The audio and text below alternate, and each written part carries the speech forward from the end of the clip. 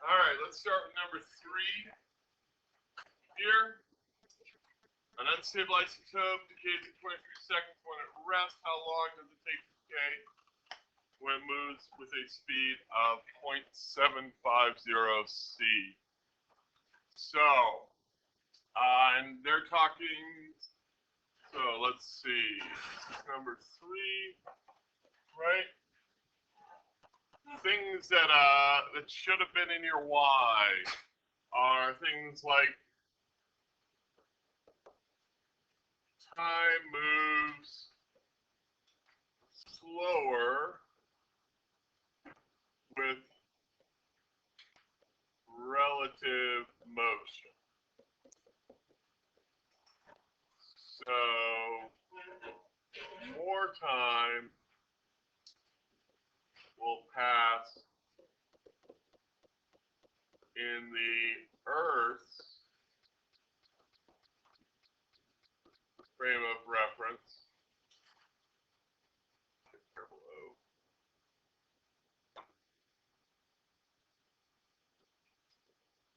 when the isotope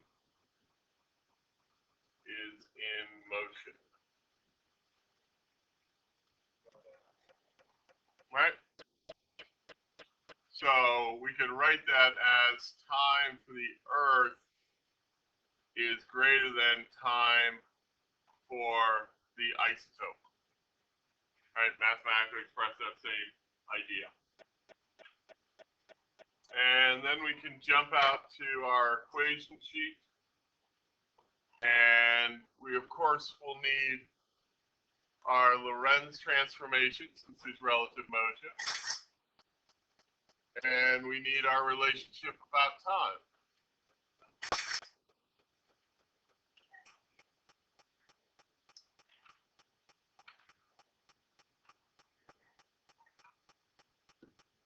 And now our Lorentz transformation, our gamma, what values are there? What is gamma? What values could it be?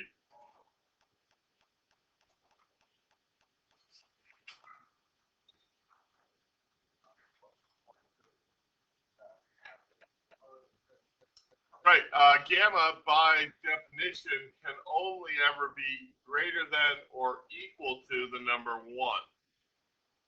As we discussed with our postulates, where C is our speed limit, the least value gamma can be is 1, the greatest it can be is infinitely large. But we know it's always greater than or equal to 1. Which means, what's the relationship over here in this equation between T and T naught?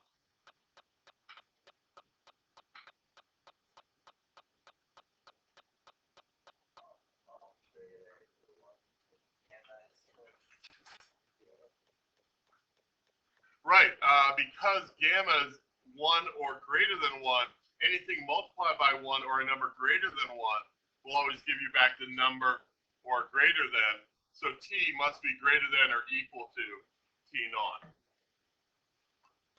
I'm not sure when you guys learned that, but hopefully you retained that from math class at some point in your 11 years of math.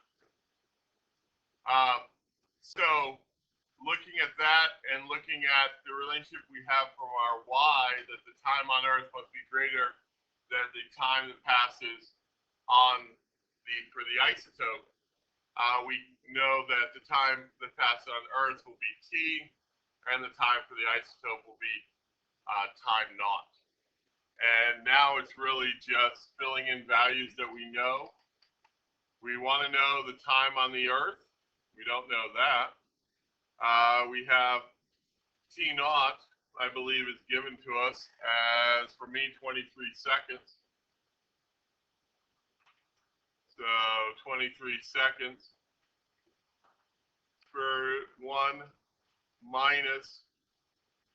And now they've asked for the answer. They've given us a 0.75 C. So 0.75C over C, and I'm going to use a little math trick to bring that squared outside of that. Just for me, it's easier to see or easier to understand that what cancels out there. And then just do the math to find the time that passes on Earth, which should be, let me grab a calculator.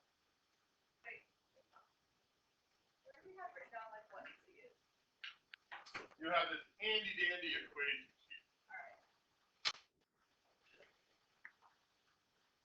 But quite frankly, depending upon your comfort level with mathematics, I'm not even going to use a number for C, but I'm very comfortable with canceling out mathematically.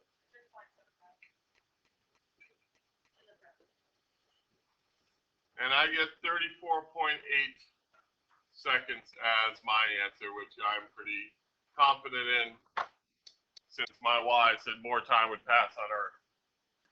So it seems in that ballpark. So moving on to number 6. Olivia, we're doing the problem you asked for.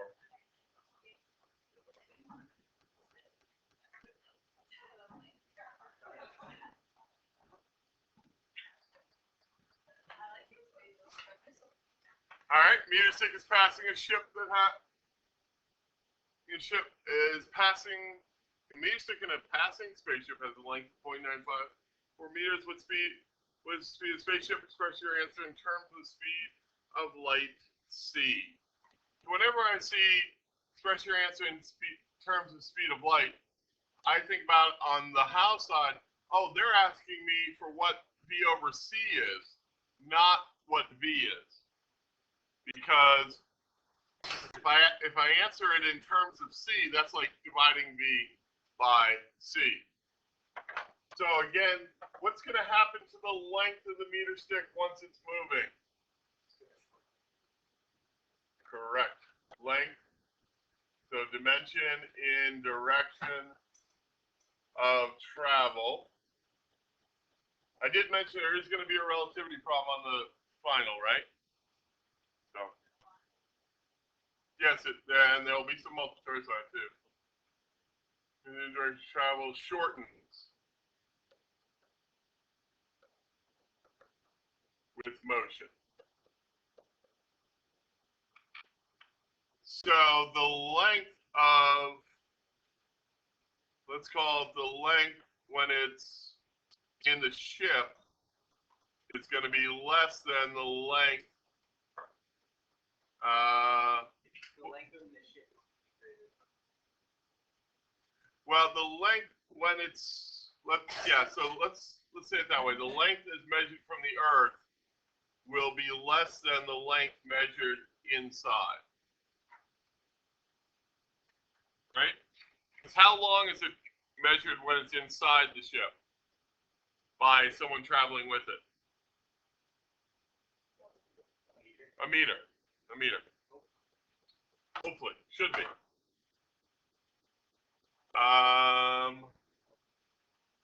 A meter stick hopefully is a meter long. So we need our Lorentz transformation and our equation about length.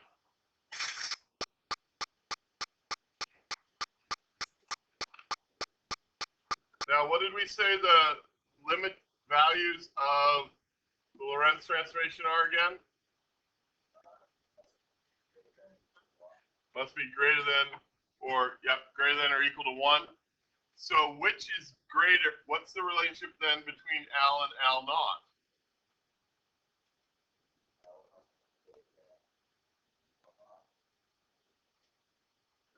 Think about if you divide by a number greater than 1, what happens?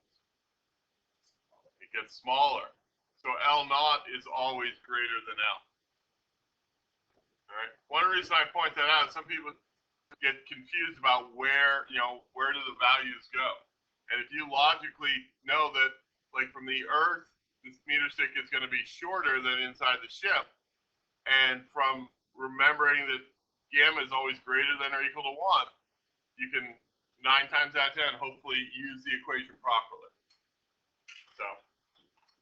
All right, so L is always less, so that is my view from the Earth, which is 0.9, for me is 0.94 meters equals, now when I divide, when I do like, what is 1 over 1/2? 2. Because when I put a fraction in the bottom, it flips upside down, right? So when I put gamma, or my Lorentz transformation here, under L naught, I'm going to think about it just as it flipping up top. So it's 1 over 1. So my L naught is 1.00 meters, and then I have the square root of 1 over 1 minus V over C squared. And remember, what I'm actually trying to solve for is V over C in my answer. So now I'm down. So think about V over C as a single variable and solve for V over C here rather than trying to solve for V. All right.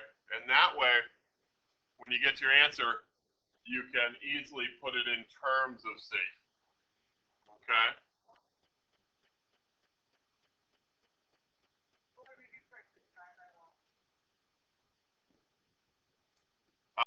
Mathematically, yes, that would be the first step you'd want to do.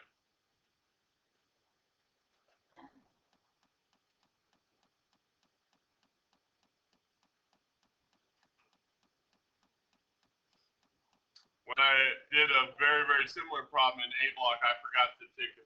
I solved for V over C squared, forgetting to solve for V over C. So be careful of that.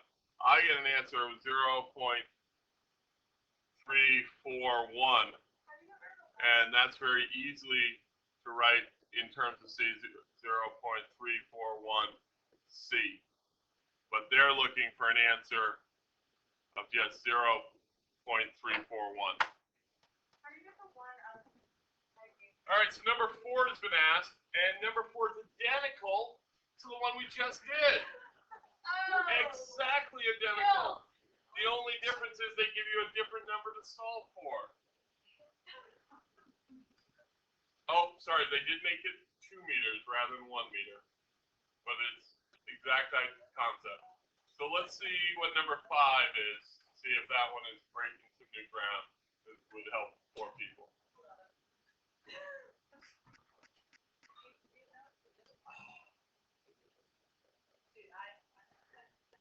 Does 5 look familiar to anybody?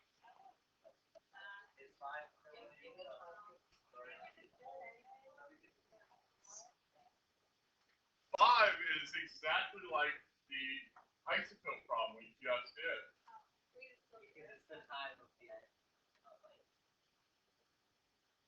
Yeah. They give it. I mean, they even give you the same stuff. Sure. Let me do one thing though. Let me just.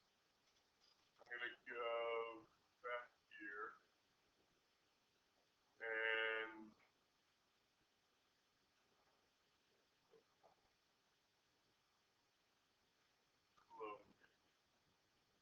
All right. There we go. All right. So this is what we did for number 3, and we can update it. It's number 5. The y would be exactly the same. All right. So let's see what's different here. We may have to write out some new things in our solution. Clock on a spaceship moving with the speed of this advances by this. How much time elapses for the observer at rest? Okay, so they've changed things around a little bit. Oh, wait a minute. Is more time is going to elapse for the observer at rest? They haven't. Okay, so let's see. What do we have to change around? 0.875. So I'm going to make this an 8 in front of here. 0.875 C. And 13.2. You okay? 13.2. Which means I should cross all this out and get a new time.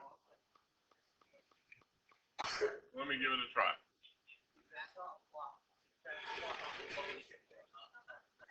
Right, but the 23 seconds was the time the isotope experienced. That's good. Always good to double check that.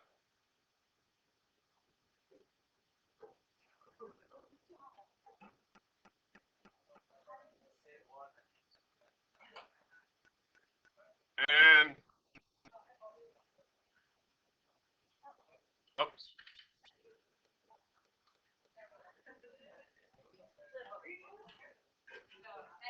Most common mistake is forget one of the squares. So I get 27.3 seconds.